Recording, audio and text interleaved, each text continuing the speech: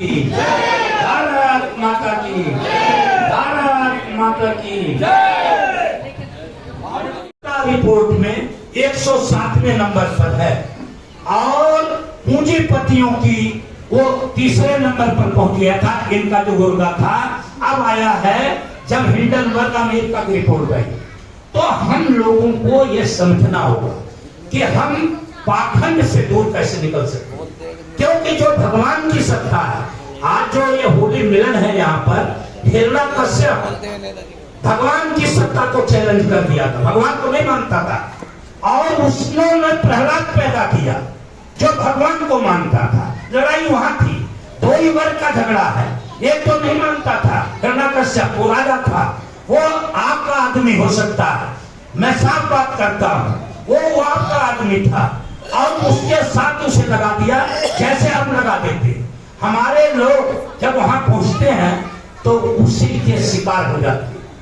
वो अपने चंगुल में भगवान बुद्ध को, जिसने महान क्रांति की, उसे विष्णु का 10वां अवतार बता दिया। हम चालाक कितने लोग हुए। विष्णु जो जिसका दर्शन अनात्म दर्शन है, उनका दर्शन किसी भगवान पर आधारित नहीं है, किसी देवता पर नहीं आधारित है, उनका दर्शन समाज पर आधारित है, समता, मैत्री, करुणा पर आधारित है वो दर्शन। और उन्हें जब उन्होंने देखा कि इसका डंका बज रहा है, जब किसी का डंका बजता है तो उसे अपने मिलाने देंगे हमारा आदमी, और उन्हें 10वां अवतार बता दिया और हमने मान लिया। हम कभी विरोध करना जानते नहीं, हम विरोध नहीं करते कि ये गलत है। ऐसा है कभी हमने विरोध किया कि हनुमान जो है कैसे सूर्य को निगल सकता है जब वो आग का गोला है, कैसे हमने मान लिया। हमें उसको खंडन करना चाहिए था उसका। आप होलिका को ही देख लिए, अग्नि का काम है जलाना, उसमें चाहे होलिका हो और चाहे कोई भी हो, अग्नि में घुसेगा तो जलेगा, उसका गुण है अग्नि का। कहते होलिका नहीं जलेगी क्योंकि उसे वरदान है। जहां झूठ बोलना होता है इस पाखंडी ताकतों को, वहां वरदान की बात कर देते हैं। और ऊपर जिसे आपने देखा भी नहीं कभी, उसे कहते हैं कि आकाशवाणी हो गई। तो हमें इन चीजों को समझना होगा। कहीं से आकाशवाणी होती है, धर्मपात की आकाशवाणी होती है, हाँ सही की क्यों नहीं आकाशवाणी होती भाई, सब सारी झूठ की आकाशवाणी होती है। आप ये देखिए कि जिस रामायण पर लगातार वहां बहस चल रही है, उसका मैं कुछ हिस्सा सुनाता हूं आपको। ये अतिशयोक्ति अलंकार पर आधारित है सारा रामायण और काल्पनिक है। मेरे से कोई बहस कहीं पर भी कर सकता है इसमें। अब जैसे ही सुंदरकांड की बात है, उसके अंदर जब हनुमान जाते हैं समुद्र के किनारे, तो वहां क्या कहते हैं कि 16 योजन मुख जब भयो, तुरंत पवन सुत 32 भयो। 16 योजन का मतलब होता 64 कोस कम, और तब तक वो 32 हो गए, 128 कोस कम। पता 128 कोस कम हो सकता है किसी का? इतने में तो ऐसी तैसी मरी पड़ी है। तो ये जो पाखंड है इनका, अब हम मान लेते हैं। उसका जो है रोज मंदिरों में कीर्तन होता सुंदरकांड का। अरे इसमें कुछ जो उसमें अच्छी चीजें उसे ग्रहण करिए, आप जो खराब है उसे निकाल दीजिए। 119 से ज्यादा इसके अंदर चौपाई और दोहे हैं जो आपत्तिजनक हैं, जो पिछड़ों, वंचितों, दलितों के खिलाफ है, और इस 50% नारी जाति के खिलाफ है। जैसे वो लिखता है कि नारी स्वभाव सत्य सब कहीं, अवगुण 8 सदा उड़ रही, अधीरज अधर्म चपलता माया, भय अविवेक सौ चगाया।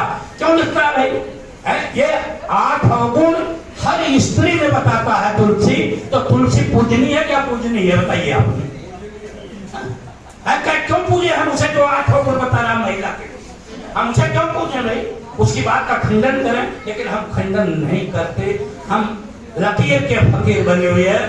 तो मैं आज तो आप लोग यहाँ सांस्कृतिक कार्यक्रम में आए हैं और मैं तो इसके बारे में बहुत सी बातें बोल सकता हूँ और शास्त्रों से बोल सकता हूँ।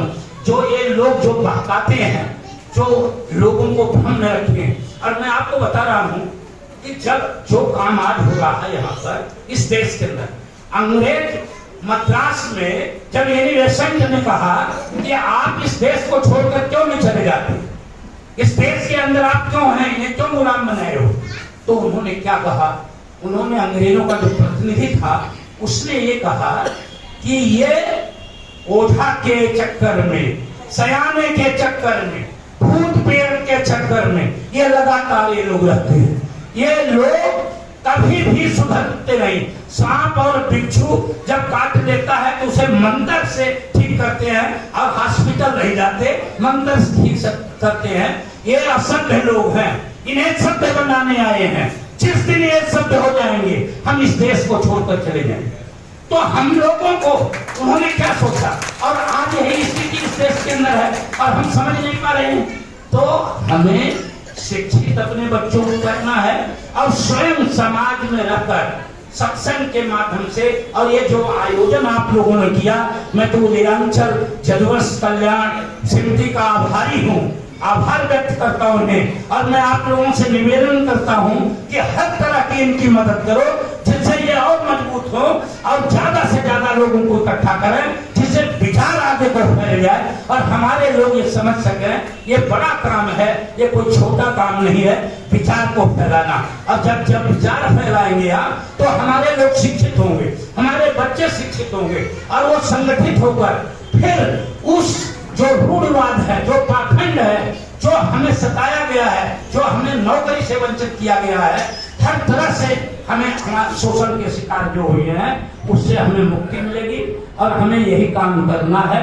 मैं आप लोगों का अभिनंदन करता हूं, आप लोगों का स्वागत करता हूं और आशा करता हूं कि आप इस संकल्प के साथ जाएंगे कि हम जो पाखंडी लोग हैं, जो हमें बहकाते हैं, हम उनकी कभी बात नहीं मानेंगे, हम सत्य के रास्ते पर चलेंगे, जो हमारा मन कहेगा वो करेंगे, जो बात वैज्ञानिक होगी और तर्क के ऊपर खरी उतरेगी, जो वैज्ञानिक होगी और तर्क के ऊपर खरी उतरेगी, तर्क से उसे देखेंगे तब हम उसकी बात मानेंगे, नहीं तो मैं इन लोगों की बात नहीं मानूंगा।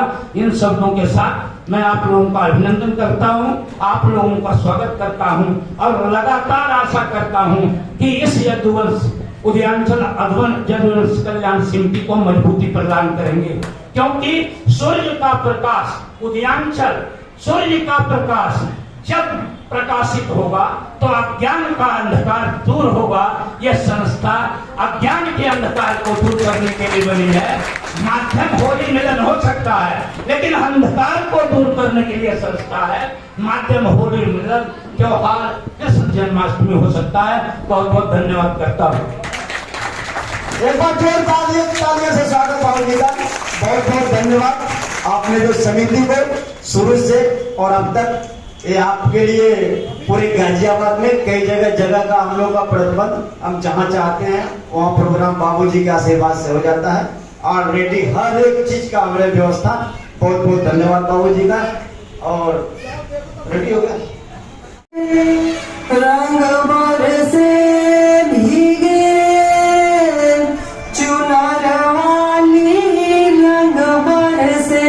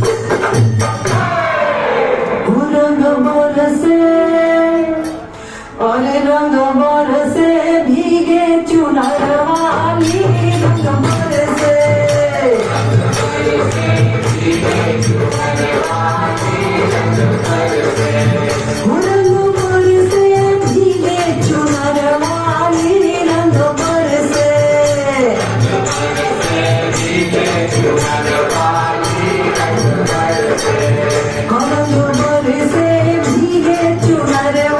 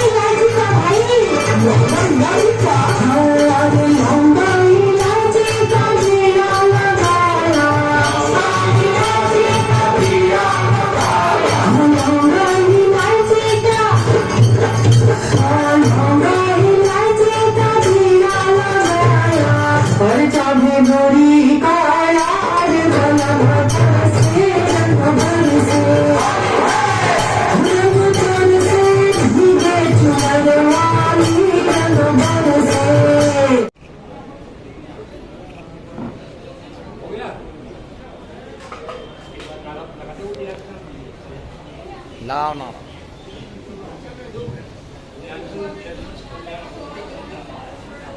त्यांच्या एव्हिडन्स